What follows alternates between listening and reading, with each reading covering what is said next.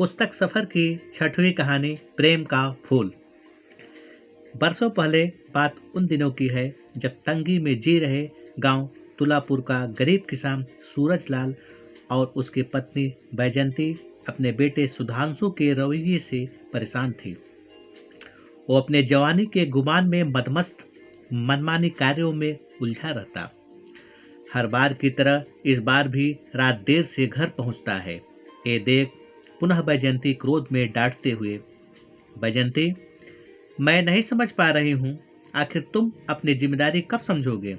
सुधांशु, माँ कितनी बार बता चुका हूँ, अभी हमारी पढ़ाई चल रहा है, इसलिए मेरे पास किसी भी जिम्मेदारी के लिए वक्त नहीं है। उस दौरान क्रोध में, सूरजलाल, क्या यही है तेरी पढ़ाई? देर रात तक घर से बाहर घूमना, शराब पीना, अय्याशी करना? सुधांशु, मैं यहाँ बकवास सुनने नहीं आया हूँ। अगर मेरा रहना ठीक न लगे तो बता दीजिए, मैं घर छोड़कर चला जाऊँगा। सूरजलाल, सुधांशु, यदि यही रवैया रहा तो एक दिन जमी भी छोटी पड़ जाएगी। तभी मायूस बैजंती प्रेम भरी दृष्टि से अपने बेटे की तरफ देख, बैजंती, बेटा, अपने बाबूजी के बातों को क्यों नहीं समझ रहा है? अब भी वक्त है, लौट आइए, वरना एक कदम तेरे भार को नहीं ढो पाएंगे। सुधांशु, मुझे समझाने की कोई जरूरत नहीं है, पहले खुद से पूछिए, मेरे प्रति क्रोध को इतना मत भड़काओ, कहीं सुधांशु ही न जल जाए। वो क्षण स्वयं के कदमों को नहीं रोक पाता। वो सीधे उस रात अपने मित्र राकेश के पास पहुंचता है। राकेश, अरे सुधांशु, इतनी रात को तू कहाँ जा रहा है? सुधांशु, तेरे ही पास आ रहा था, मैं एकदम परेशान हो गया हूँ। रोज रोज माँ बाबूजी बस एक ही बात लेकर बैठ जाते हैं। तू भी देख लेना, एक दिन इनका क्रोध मुझे खा लेगा। राकेश, गुस्सा नहीं करने का, चल पहले एक पैक लगाते हैं, सब कुछ बेहतर हो जाएगा। सांस सांस शराब के नशे में बेसुध हो राकेश, उनकी बातों का थोड़ा सा भी बुरा मत मानना। जब तक ये अपना हमदर्द है तब तक परवाह करने की कोई जरूरत नहीं है। सुधांशु, हाँ यार, तू ठीक ही कहता है, बुढ़ापा अपना असर दिखा रहा है, इसलिए क्रोध की मार इनके दिमाग पर पड़ चुकी है। राकेश, यार, अब चल घर चला जाए, देखना किसी के चिल्लाने का अब हम पर कोई असर नहीं होगा। सुधांशु, हाँ मित्र, तेरा कहना ठीक है, अब किसी की आवाज कानों तक नहीं पहुंचेगी। लड़खड़ाते हुए धीरे धीरे सुधांशु अपने घर पहुंचता है। तभी अपने गाय की तरफ देख सुधांशु, अरे गौ माता, अब मैं यही सोने जा रहा हूँ, ध्यान रहे, मुंह फाड़ कर चिल्लाना मत। वही जमी पर औंधे मुंह सो जाता है। अगली सुबह होते ही भोजन कर कॉलेज के लिए ज्यों ही निकलता है, उसी दौरान बैजंती, बेटा, इतना ध्यान देना, तू अपने कर्तव्य से जितना दूर भागेगा उतना ही तेजी से संकट तेरे पास आएगा। अपनी माँ की बातों को नजरअंदाज कर वहां से चला जाता है। थोड़ी ही देर में अपने कॉलेज पहुंचता है। तभी राधिका को देखते ही, सुधांशु, पार्टी लीडर, आज का क्या प्रोग्राम है? राधिका, पहले अफसाना और राकेश को आ जाने दीजिए। सुधांशु, लीजिए, आपने याद किया और बंदा हाजिर हो गया। उन्हें देखते ही मुस्कुराते हुए, राधिका, अफसाना, चलिए, आज जहां मैं ले जाऊंगी उससे बेहतर स्थान कोई हो ही नहीं सकता। अफसाना, जरा हमें भी बताओ, ऐसा कौन सा स्थान है? राधिका, चलिए, अभी पता चल जाएगा। सब के सब बाइक पर सवार हो सीधे मदिरालय पहुंचते हैं। सारे दोस्त बार में पहुंच शराब के नशे में मदमस्त हो नाचने गाने में लीन हो जाते हैं। तभी लड़खड़ाते हुए अपने आप को संभालते हुए सुधांशु, राधिका, लगता है मुझे प्रेम हो गया है। राधिका, ये तुम्हारा नशा बोल रहा है। सुधांशु, सच्ची में मुझे तुमसे प्रेम हो गया है। तभी जोर से हंसते हुए राधिका, सुनो भाई लोग, इस बेवकूफ को मुझसे प्रेम हो गया है, अब तुम लोग इसका फैसला करो, क्या सच्ची बोल रहा है? तभी समूह में सारे दोस्त, हाँ सच्ची बोल रहा है, शराब के नशे में कोई झूठ नहीं बोल पाता। तभी मुस्कुराते हुए राकेश, यार, तू तो बहुत गरीब है, अभी वक्त है, लौटा। अफसाना, इस दुआने को 2 घूंट और पिलाओ। सुधांशु, नहीं नहीं, अब इसकी कोई जरूरत नहीं है। राकेश, यार तू चल घर, पहले ठंडे पानी से स्नान कर, तब जाकर दिमाग सही काम करेगा। सारे दोस्त लड़खड़ाते हुए किसी तरह वहां से निकलते हैं। तभी थोड़ी देर में सुधांशु के घर के सामने पहुंच राकेश, लीजिए तेरे घर के सामने पहुंच गए। सुधांशु, यार बड़ी जल्दी अपना घर आ गया। लड़खड़ाते हुए उसके कदम ज्यों ही अपने द्वार पर पड़ता है उसी क्षण मायूस बजंती, तूने फिर रखी है। आखिर तुझे मेरी बात क्यों नहीं समझ आती। सुधांशु, मेरी अपनी मर्जी, जिस तरह से चाहूंगा उसी तरह से जिएंगे। बैजंती, तो ठीक है, मुझ पर भी एक उपकार करना, मेरी आंखें फोड़ दे और जबान काट दे, उसके बाद तू अपनी मर्जी से जिंदगी जी, क्योंकि तब न ही कुछ देख पाऊंगी न ही कुछ कह पाऊंगी। तब तक सूरजलाल भी पहुंच जाता है। उस क्षण बेटी को नशे में धुत देख सूरजलाल, अब इसे समझाने की कोई जरूरत नहीं है, इसे अपनी मर्जी से जिंदगी जीने दीजिए। पर बेटा, जीवन के जिस नाव पर तू बैठा है उसमें सिर्फ यही कमी है, तूने अपना पतवार फेंक दिया है। हो सके तो पतवार को उठा लीजिए, शायद जीवन बदल जाएगा। लड़खड़ाते हुए अपने बिस्तर पर पहुंच बेसुध गहरी नींद में चला जाता है। उस क्षण बजंती की आंखों में आंसू देख, सूरजलाल, तू इसके लिए आंसू बहा रही हो जिसे हमारी कोई परवाह ही नहीं है। बजंती, इसकी नासमझी पर आंसू बहा रहे हूँ, आखिर कब इसे अपने गलतियों का एहसास होगा। सूरजलाल, अब इसकी गलतियां ही इसकी आंखें खोलेगी। बैजंती, मुझे इसी बात का डर है, इसकी आंखें शम की गलतियों को क्यों नहीं देख पाती। सूरजलाल, अब इस विषय पर सोचना बंद करो, चलिए मुझे बड़ी तेज भूख लगी है। बैजंती, आप हाथ पैर धो लीजिए, अभी भोजन लगाती हूँ। तत्पश्चात भोजन कर अपने बिस्तर पर चले जाते हैं। अगली सुबह होते ही सुधांशु कॉलेज जाने के लिए तैयार होता है। तभी बैजंती, बेटा आज खाने पर तेरा इंतजार करूंगी। सुधांशु, माँ मुझे देर हो जाएगा। बैजंती, कम से कम आज के दिन तो मेरी बात मान ले, क्योंकि आज ही तेरा जन्म हुआ था। रही बात देर की, तो सारी रात भोजन पर मैं तेरा इंतजार करती रहूंगी। इतना सुनते ही सुधांशु कॉलेज के लिए निकल पड़ता है। थोड़ी ही देर में अपने दोस्तों के बीच में पहुंच सुधांशु, अरे यार, आने में थोड़ी देरी हो गई। राकेश, ये सब छोड़, पहले ये बताओ आज का क्या प्लान है। सुधांशु, आज कोई प्लान नहीं है, समय पर घर पहुंचना है। इतना सुनते ही राधिका, ऐसी क्या खास बात है, कहीं घर पर कोई प्रोग्राम तो नहीं है। सुधांशु, आज ही के दिन मेरा जन्म हुआ था, इसलिए माँ बिना मेरे साथ खाना नहीं खाएगी। अफसाना, तो ठीक है, आज की पार्टी तुम्हारे घर पर होगी। सुधांशु, पर कुछ विशेष नहीं होगा। राधिका, इसी बहाने सासू माँ से मुलाकात भी तो हो जाएगी। राकेश, ये प्लान तो सबसे बेस्ट है। अफसाना, तो फिर देर किस बात की, चलिए चला जाए। सबके सब बाइक पर सवार हो सीधे सुधांशु के घर पहुंचते हैं। उस क्षण सबको एक साथ देख बजंती, क्या बात है, सारे दोस्त एक साथ। राकेश, हाँ माँ जी, बस आपका आशीर्वाद लेने चले आए हैं। बैजंती, चलिए इसी बहाने माँ का ख्याल तो आया। तभी स्वयं को कोसते हुए राधिका, सुधांशु, शादी के बाद हम कबाड़ खाने में रहेंगे। बैजंती, बेटे कबाड़ खाना ही हमारा जीवन है, क्योंकि इस घर में मेहनत, सच्चाई और ईमानदारी की ईंटें लगी है। राधिका, जो भी हो, शादी के बाद सुधांशु मेरे साथ रहेगा। बैजंती, जो जीवन की राह पर ठीक से चलना भी नहीं जानते हो, वो तैरने की बात करते हैं। राधिका, तो मैं आपको दिखाऊंगी कितनी बड़ी तैराक हूँ। बैजंती, बेटा इतना ध्यान देना, कर्म के राह पर प्रेम का फूल खिलता है, जो इस राह पर नहीं चलता तो यही प्रेम दुख के बादल बनकर उस पर बरसते हैं। राधिका, मुझे समझाने की कोई जरूरत नहीं है। तभी अफसाना समझाते हुए, अफसाना, ओहो, आप लोग न जाने कैसा बात लेकर बैठ गए। राकेश, अब बस भी करिए राधिका, मुझे तुम्हारी बातों से पेट नहीं भरना है। वैसे भी जब ज़्यादा देर तक इंतजार नहीं कर पाएंगे, माँ जी बड़ी तेजी से भूख लगी है। बैजंती, बस तुरंत भोजन लगाती हो। माँ जी झटपट 4 थाली लगाती है।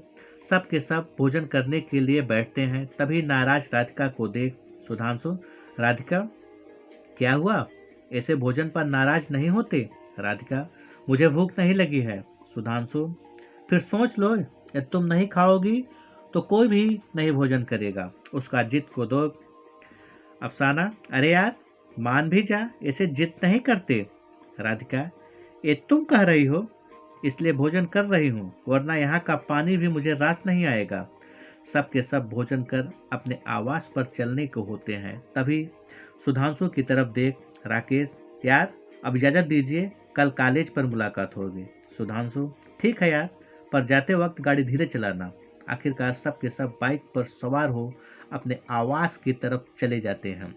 इधर मायूस सुधांशु अपने माँ की तरफ देख, सुधांशु, माँ जी आप भी न जाने कैसी बात लेकर बैठ जाती हैं। वैजंती, बेटा यदि तूने अपने हाथों से लगाए हुए पौधों को पानी दे देकर बड़ा वृक्ष बना दिया हो, अब उसके फलों को बेकार कहकर ये कहे ये वृक्ष को काट कर फेंक दे, तो क्या तू उसकी बात मान लेगा? सुधांशु, मैं इस वृक्ष को कभी भी नहीं काटूंगा, क्योंकि उसमें मेरी आत्मा बसी होगी। वैजंती, बेटा बस यही मैंने भी किया, इस घर में मेरी खुशियाँ बसती है। तब तक सूरजलाल भी पहुंच जाते हैं। उस क्षण वैजयंती के देख, सूरजलाल, अरे भाई जरा हमें भी पता चले माँ बेटे में कौन सी चर्चा चल रही है। वैजयंती, बस यूँ समझो मेरे बेटे ने खुशियों की राह पर अपना पहला कदम रख दिया है। सूरजलाल, ये तो मेरे जीवन की सबसे बड़ी खुशी है। वैजयंती, बस भी करो, भावनाओं की लहर में संभल कर तैरिए, वैसे भी रात बहुत हो चुकी है, चलिए भोजन लगाती हूँ। सूरजलाल, आज तो 2 रोटी बढ़ा कर देना। वैजयंती, चलिए हमें खुशी है, भला आपकी भूख तो बढ़ी। तत्पश्चात भोजन कर अपने बिस्तर पर चले जाते हैं। उस रात बड़े चैन की नींद सोते हैं। अगली सुबह सुधांशु कॉलेज जाने के लिए तैयार होता है। तभी वैजयंती रोकते हुए, वैजयंती बेटा आज 2 दिन से रात में बुखार तेज आता है, चल किसी अच्छे डॉक्टर को दिखा दे। सुधांशु, माँ पिताजी के साथ चली जाओ, आज कॉलेज में पार्टी है, हमारा वहाँ होना बहुत जरूरी है। वैजयंती, पर तेरे पिताजी बुआई करने के लिए गए हैं, आज उन्हें वक्त नहीं मिलेगा। सुधांशु, माँ जी 3 किलोमीटर की दूरी पर है डॉक्टर सैयद खान का अस्पताल, चली जाओ। वैजयंती, ठीक है बेटा, चली जाऊंगी। तत्पश्चात सुधांशु अपने कॉलेज की तरफ निकल पड़ता है। इधर अकेली मायूस वैजयंती पैदल ही भरी धूप में चल पड़ती है। 2 किलोमीटर चलने के बाद उसकी तबीयत अचानक बिगड़ने लगती है। वहीं पास वृक्ष के किनारे बैठ जाती है। तभी उधर से लौट रहे राधिका की निगाह पड़ते ही, राधिका, सुधांशु, ये बुढ़िया अकेली कहाँ जा रही है? सुधांशु, कुछ तबीयत ठीक नहीं है, डॉक्टर खान को दिखाने जा रही है। इतना सुनते ही राकेश, सुधांशु तुझे माँ के साथ होना चाहिए। सुधांशु, हाँ यार तू ठीक ही कह रहा है, माँ को अकेले नहीं छोड़ना चाहिए। अफसाना, तुम लोग कुछ ज्यादा ही परेशान हो रही हो। राधिका, अभी बुढ़िया में बहुत दम है, देखो जा तो रही है। उस क्षण कुछ ही दूर चलने के बाद अचानक वैजयंती को चक्कर आने लगता है। वो अपने आप को नहीं संभाल पाती और सर के बल गिर जाती है। ये देख राकेश, सुधांशु देख माँ जी गिर गई। राधिका, छोड़ो, पार्टी का समय हो गया है, वैसे भी बुढ़िया क्या करेगी बहुत जी कर। इतना सुनते ही सुधांशु, राधिका तुझे नहीं पता, माँ यही ही मेरी सारी खुशियाँ मौजूद है। इतना कहते हुए भागकर अपने माँ के पास पहुँचता है। सुधांशु, माँ आंखें खोल, तुझे कुछ नहीं होगा। लहूलुहान माँ को अपने गोदी में ले सुधांशु भागते हुए डॉक्टर सैयद खान के अस्पताल पहुंचता है। डॉक्टर सैयद देखते ही सलाह देते हुए, डॉक्टर सैयद देखिए थोड़ी देर में होश आ जाएगा, पर सर में गंभीर चोट की वजह से दाएं तरफ का नस ब्लॉक हो चुका है, जल्द ही इसका ऑपरेशन करना होगा। सुधांशु, डॉक्टर साहब आप ऑपरेशन करिए। डॉक्टर सैयद, इस ऑपरेशन में तकरीबन 15 लाख का खर्च होगा। तब तक खबर पास सूरजलाल अस्पताल पहुंच जाता है। सूरजलाल, डॉक्टर साहब हम अपना घर खेत सब कुछ बेच देंगे, आप पैसों की चिंता मत करिए। डॉक्टर सैयद, पहले आप रुपयों की व्यवस्था करिए, उसके बाद ही ऑपरेशन शुरू होगा।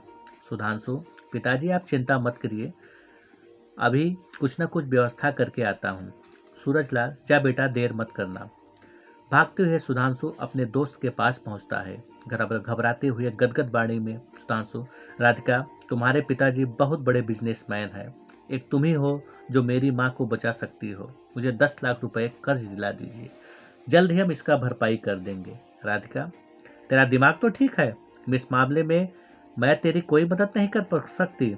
सुधांशु, अफसाना तुम ही समझाओ, अगर पैसों का प्रबंध नहीं हुआ तो मेरी माँ नहीं बच पाएगी। सबके सब मुंह मोड़ लेते हैं। तभी मुस्कुराते हुए राधिका, तुम्हें एक सलाह देना चाहूंगी। इस बुढ़िया के पीछे पैसा खर्च करना बेकार है, वैसे भी उसके जाने की उम्र हो चुकी है। सुधांशु, तुम्हें नहीं पता राधिका, इन रगों में माँ का खून दौड़ रहा है। उस खून में इतनी हिम्मत है, हर बाधा को अकेले ही पार कर जाऊंगा। राधिका, तो जाओ, अपना समय बेकार मत करो। तभी नम आंखों से अपने दोस्त राकेश की तरफ देख सुधांशु, दोस्त, तेरी भी माँ है, याद रखना, दुख के बादल कभी भी किसी पर भी आ सकता है।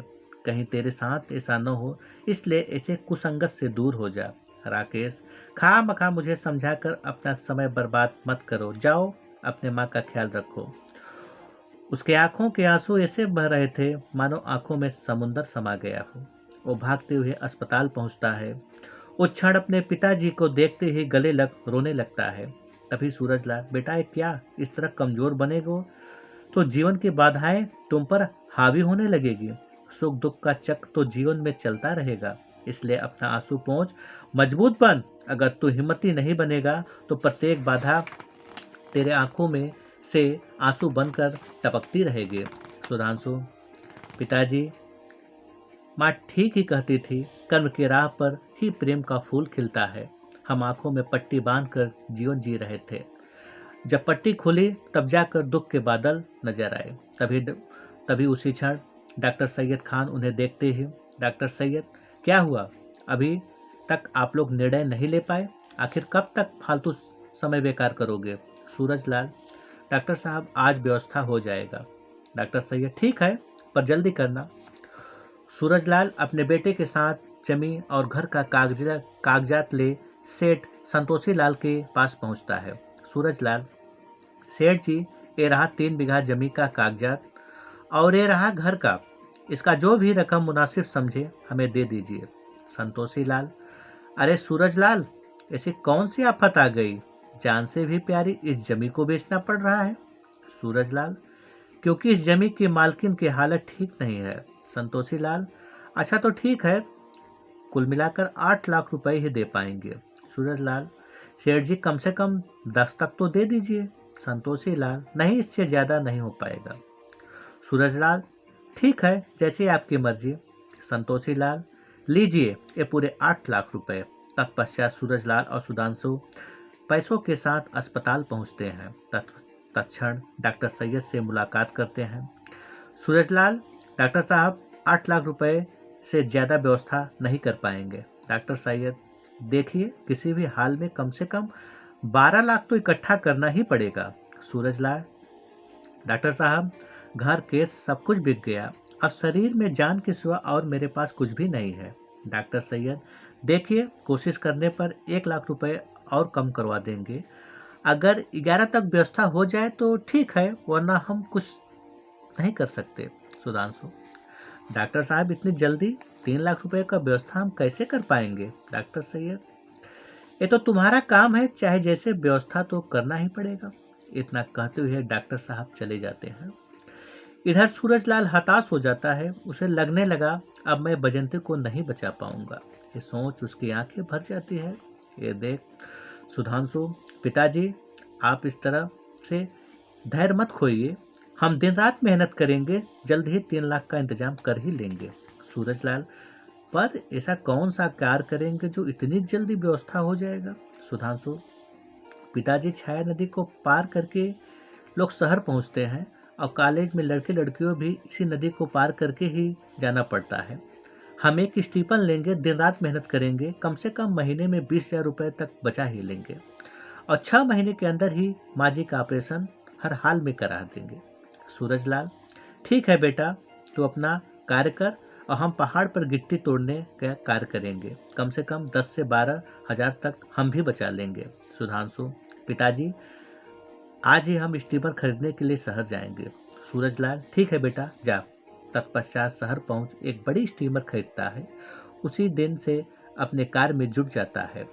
1-2 सवारी ही मिला था कि तभी सुधा नाम की लड़की घबराई हुई, सुधा देखिए आपसे निवेदन है, मुझे तत्काल उस पार छोड़ दीजिए। सुधांशु, अभी एक दो ही सवारी मिला है, कम से कम आधे घंटे तो लग ही जाएंगे, तब तक हमारी गाड़ी भी भर जाएगी। सुधांशु, मेरा पेपर छूट जाएगा, साल भर का समय बर्बाद हो जाएगा। सुधांशु, अगर ऐसी बात है तो आज घाटा ही सही, पर ये घाटा हजार नफा से बढ़कर है। तत्पश्चात स्टीमर ले निकल पड़ता है और थोड़ी ही देर में उस पार पहुंच जाते हैं। मुस्कुराते हुए, सुधा लीजिए 500 रुपये, अब तो आपको कोई शिकायत तो नहीं है। सुधांशु, देखिए 15 रुपये किराया हुआ, इससे ज़्यादा हम नहीं ले पाएंगे। सुधा, मैं तो अपनी खुशी से तुम्हें दे रही हूँ। सुधांशु, फिर भी हम नहीं ले सकते, क्योंकि मेहनत और ईमानदारी के मिठास में जो आनंद है वो कहीं हो ही नहीं सकता। इतना कहते हुए बाकी पैसा लौटा देते हैं। उस दिन कई चक्कर लगाने के बाद अपना स्टीमर किनारे पर लगाता है। तब तक खाना ले उसके पिता सूरज भी पहुंच जाते हैं। सूरजलाल, बेटा चल अब खाना खा ले, रात बहुत हो चुकी है। सुधांशु, पिताजी आज 1200 रुपये मिले हैं। सूरजलाल, बेटा मेहनत का 1 रुपये भी अनमोल है, क्योंकि इसमें तेरा सच्चा प्रेम छिपा है। सुधांशु, हाँ पिताजी, जीवन के हर मोड़ पर माँ की बातें याद आ जाती है, कर्म के राह पर ही प्रेम का फूल खिलता है। सूरजलाल, बस अब बहुत हो चुका, चल अब खाना खा ले। तत्पश्चात साथ साथ खाना खा आराम करते हैं। सूरजलाल, बेटा ये भी घर किसी महल से कम नहीं। सुधांशु, हाँ पिताजी, अब तो प्रेम का फूल खिल चुका है। रात काफ़ी हो चुकी थी, स्टीमर पर ही आराम करते हैं। अगले सुबह पुनः अपने काम पर लग जाते हैं। अपना हथौड़ा ले सूरजलाल भी जाने को होता है, तभी सूरजलाल, बेटा दोपहर में थोड़ा भोजन कर लेना, क्योंकि काम के आगे सेहत का ध्यान रखिए। सुधांशु, ठीक है पिताजी, भोजन कर लेंगे।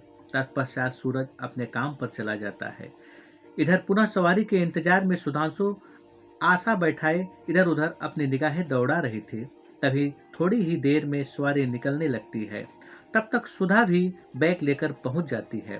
तभी सुधांशु को मायूस देख, सुधा आप इतना मायूस क्यों रहते हो? लगता है जैसे कोई दर्द लिए जीवन जी रहे हो। सुधांशु, छोड़े इन सब बातों में क्या रखा है। सुधा, हो सकता है सुधा आपके किसी काम आ जाए। सुधांशु, मैं कर्म की राह पर चल पड़ा हूँ, इसलिए कोई भी मुश्किल स्वयं के विश्वास से बड़ी हो ही नहीं सकती। सुधा, कर्म के राह पर मिलने वाले साथी भी विश्वासी होते हैं, इसलिए मुझ पर भरोसा करिए। सुधांशु, सुधा मेरी माँ अस्पताल में अंतिम सांसें गिन रही है, यदि जल्द 3 लाख व्यवस्था न कर पाए तो मेरी आत्मा मेरा साथ छोड़ देगी। सुधा, अब तुम इस राह पर अकेले नहीं हो, मैं तुम्हारे साथ हूँ, माँ जी को कुछ भी नहीं होने देंगे। बातों बातों में उस पार पहुंच जाते हैं। सुधा, साथी जल्द ही लड्डू खिलाने का मौका मिलेगा। सुधांशु, अगर ऐसी बात है तो रोज लड्डू लिए खड़े रहेंगे। सुधा, एक कार तो हमारा है, आज आईपीएस का इंटरव्यू है। सुधांशु, तो ठीक है, हम यही इंतजार करेंगे। इतना कहते हुए सुधा वहां से चली जाती है। इधर कई चक्कर लगा स्टीमर को एक किनारे लगाते हैं। तब तक शाम भी ढल चुका था। सूरजलाल भोजन का टिफिन ले पहुंच जाते हैं। तभी सुधांशु के चेहरे पर खुशी देख, सूरजलाल बेटा आज तेरे चेहरे पर खुशी देख मानो ये आंखें की प्यास बुझ गई हो। सुधांशु, हाँ पिताजी, आज एक साथी ने बताया कोई भी मुश्किल स्वयं के विश्वास से बड़ी नहीं हो सकती, हमें कामयाबी मिलेगी। सूरजलाल, हाँ बेटा, ये विश्वास ही तुझे कामयाबी तक ले जाएगा। बातों बातों में खाने की थाली लगाते हैं, साथ भोजन कर आराम करते हैं। अगली सुबह पुनः सूरज अपना हथौड़ा ले काम पर निकलता है। इधर झटपट अपने स्टीमर को निकालता है।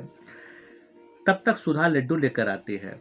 सुधा, साथी ये लड्डू तुम्हारे लिए, इसमें मेरी सफलता का मिठास भी मौजूद है। सुधांशु, अब चलिए मुँह खोलिए, सफलता का स्वाद पहले तुम्ही से चालू होगा। इतना कहते हुए लड्डू का आधा टुकड़ा सुधा को खिलाता है और आधा स्वयं खाता है। सुधा, साथी चलिए, आज इस खुशी के मौके पर मैं अपने माँ और पिताजी से मिलाना चाहूँगी। सुधांशु, ठीक है, चलिए, अगर साथी की यही इच्छा है तो हमारी भी यही इच्छा है। सुधा अपने साथी के घर पहुंचती है। तभी सुखबीर की निगाह अपने बेटी पर पड़ते ही, सुखबीर, बेटी, स्कूटरी पर शानदार पार्टी रखा है। सुधा, पिताजी, मेरे साथी से मिलिए, मेरी सफलता में साथी का बड़ा योगदान है। सुखबीर, चलिए, तुमसे मिलकर बड़ी खुशी हुई। वैसे तुम्हारा क्या पेशा है? सुधांशु, मैं एक स्टीमर ड्राइवर हूँ। इतना सुनते ही अपने बेटी की तरफ देख सुखबीर, बेटी, रास्ते में गिरे हुए फूलों के हार को हम नहीं पहना करते। सुधा, पर आपकी बेटी कुछ अलग है, क्योंकि रास्तों में गिरे हुए फूलों की खुशबू में कोई परिवर्तन नहीं होता। तब तक सुखबीर की पत्नी अनामिका भी पहुंच जाती है। उन्हें देखते ही सुखबीर, अनामिका, न जाने तुम्हारी बेटी को क्या हो गया है। कोयले से भरा हीरे की कोई तुलना कोई करता है? अनामिका, देखिए, मैं तो इस बीच में नहीं पड़ने वाली हूँ। आपकी बेटी है, अब खुद ही समझाओ। सुधा, पिताजी, आपका कहना ठीक है, पर ये भी सही है, कोयले का अंतिम रूप हीरा ही है। सुधांशु, साहब, मैं मानता हूँ आप लोगों के बीच में खड़े होने की हमारी हैसियत नहीं है, फिर भी मेरा सर फक्र से ऊंचा रहता है, क्योंकि मेहनत और ईमानदारी का रोटी खाता हूँ। सुधा, साथ ही जिसके सर पर अहंकार की पट्टी बंधी होती है, वही हैसियत की बात करता है। जिस दिन ये पट्टी उतरेगी, उस दिन समझ आएगा इंसानियत से बढ़कर कुछ नहीं होता। सुखबीर, ठीक है बेटी, तुम्हारी सोच बेहतर है, और बेहतर सोच ही नए कल का निर्माण करती है। और अब जाओ, एंजॉय करो।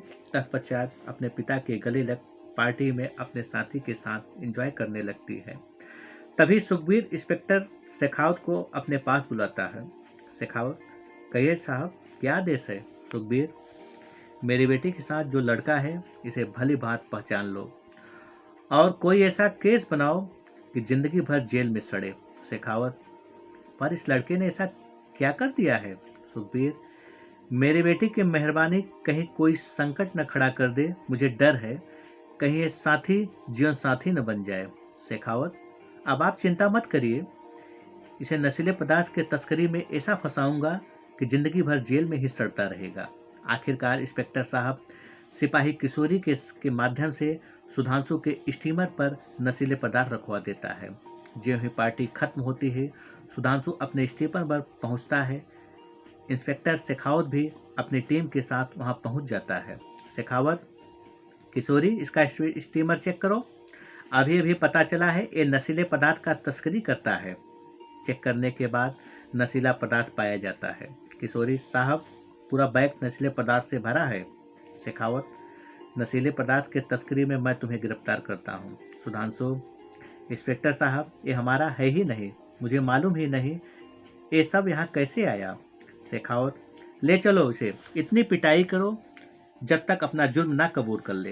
अंततः जेल में सुधांशु के साथ बहुत ही ज्यादती होती है। उसके हर घाव सच को बयां कर रहे थे। ऐसा लगता मानो सच्चाई के राह पर उसके कदम नहीं डिगे। तब तक उसके पिता सूरजलाल भी पहुंच जाते हैं। सूरजलाल, इंस्पेक्टर साहब, मेरा बेटा निर्दोष है। शेखावत, अब तो इसका फैसला कोर्ट में होगा। तब तक आईपीएस सुधा भी पहुंच जाती है। सुधा, शेखावत, कोर्ट में सच तो तुम्हें बयां करना होगा, देखते हैं कब तक बनावटी सच के राह पर खड़े रहोगे।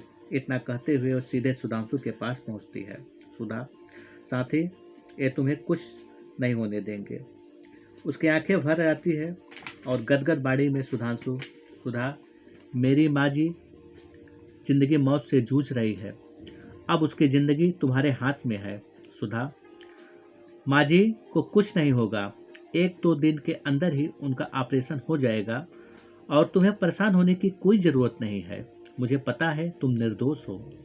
तभी बाबूजी की तरफ देख उनका हाथ पकड़, सुधा, बाबूजी, ये क्या? इन आंखों में आंसू शोभा नहीं दे रहा है।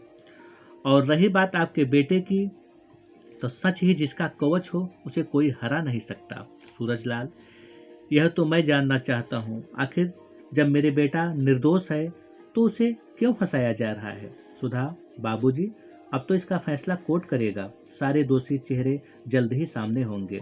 आखिरकार वो सुनहरी घड़ी आ ही गई। अगली सुबह सब के सब कोर्ट पहुंचते हैं। थोड़ी देर में जज का आगमन होता है। तत्पश्चात दलीलें शुरू हो जाती है। वकील संजीव सुधांशु की तरफ इशारा करते हुए, संजीव मिलाड, इस केस में सब कुछ पानी की तरह साफ है। दोषी सुधांशु को रंगे हाथ ड्रग्स के तस्करी में इंस्पेक्टर शेखावत ने पकड़ा है। मेरे हिसाब से इंस्पेक्टर का बयान ही इस केस के लिए काफ़ी है, इसलिए इंस्पेक्टर को मैं कटघरे में बुलाना चाहूँगा। जज भानु, इजाज़त है। तत्पश्चात कटघरे में पहुँच गीता पर हाथ रख, शेखावत, जो कहूँगा सच के सिवा कुछ नहीं कहूँगा। संजीव, तो इंस्पेक्टर, आपने रंगे हाथ नशीले पदार्थ के तस्करी में दोषी सुधांशु को पकड़ा, क्या ये सही है? शेखावत, हाँ, जैसे ही मुझे इसकी खबर हुई वैसे ही वहाँ पहुँचे और रंगे हाथ नशीले पदार्थ की तस्करी करते हुए पकड़ा। संजीव, जज साहब, अब तो मैं समझता हूँ किसी और की गवाह की जरूरत नहीं है। तभी बचाव पक्ष वकील नीलम बचाव करते हुए, नीलम, मिलाड, काबिल वकील संजीव को ज्यादा ही जल्दबाजी में दिख रहे हैं। अभी आपको मालूम होना चाहिए कि मेरा प्रश्न बाकी है। जज भानु, इजाजत है। नीलम, इंस्पेक्टर शेखावत, आपने कहा कि जैसे ही मुझे खबर हुई तो मैं पूछना चाहूंगी कैसे खबर हुई? शेखावत, मेरे कांस्टेबल किशोरी को सबसे पहले खबर हुई। नीलम, मिलाड, मैं किशोरी को कटघरे में बुलाना चाहूंगी। जज भानु, इजाजत है। कांस्टेबल किशोरी का आगमन होता है। नीलम, तो किशोरी, आप कोर्ट को बताइए कि सबसे पहले आपको कैसे खबर हुई? सुधांशु नशीले पदार्थ की तस्करी करने जा रहा है। किशोरी, इसी के स्टीमर से शहर उस पार जा रहा था, तभी इन बैगों पर नज़र पड़ी, जो मुझे शंका हुआ तो चेक किए, तब जाकर पता चला कि सारे बैग नशीले पदार्थ से भरा हुआ है। नीलम, तो ये बताइए वो दिन, वो तारीख क्या था? किशोरी, दिन शुक्रवार और तारीख 14। नीलम, मिलाड, दिन शुक्रवार को सुखबीर के घर पार्टी थी, सारे लोग वहीं मौजूद थे। पता चला कि उस पार्टी में किशोरी, शेखावत सभी शरीक थे, तो उस दिन दोनों जगह एक साथ कैसे पहुंच गए? इतना सुनते ही किशोरी शक पकाकर शेखावत की तरफ देखने लगता है। तभी ये देख, नीलम, क्या हुआ? किशोरी, आपकी निगाहें शेखावत से कुछ पूछना चाहती हैं? किशोरी, जी नहीं। तभी जज भानु, आर्डर आर्डर, अगली पेशी कल। इतना कहते हुए जज साहब चले जाते हैं। इधर नीलम इन सबको समझाते हुए, नीलम, आप लोग धैर्य रखिए, कल तो इन्हें बेनकाब कर ही छोड़ेंगे। सुधा, पर नीलम, ये नहीं समझ में आ रहा है सुधांशु को फंसाने के पीछे क्या मकसद है? नीलम, जो भी हो, कल के दिन इसका फैसला हो जाएगा। उस क्षण सूरजलाल आंखों में आंसू लिए हाथ जोड़कर खड़े हो जाते हैं। तभी ये देख नीलम, बाबूजी, ये क्या? इस तरह हताश होने का कोई मतलब नहीं है। आप स्वयं पर विश्वास रखिए, यही विश्वास विजय का रास्ता तय करेगा। इतना कहते हुए नीलम अपनी गाड़ी पर सवार हो चली जाती है। तभी सूरजलाल सुधा की तरफ देख, सूरजलाल, बेटी, आज सुधांशु की मां का ऑपरेशन होना बहुत जरूरी हो गया है। सुधा, अब चिंता करने की कोई ज़रूरत नहीं है, मैं डॉक्टर साहब से खुद ही मुलाकात करने के लिए चल रही हूँ। सुधांशु, सुधा, 9 लाख का व्यवस्था हो चुका है। सुधा, ठीक है, बाकी हम देख लेंगे। इतना कहते हुए सब के सब गाड़ी पर सवार हो सीधे अस्पताल पहुँचते हैं। तत्पश्चात डॉक्टर सैयद के केबिन में पहुँच सुधा, डॉक्टर साहब, मेरी माँ कब किस स्थिति में है?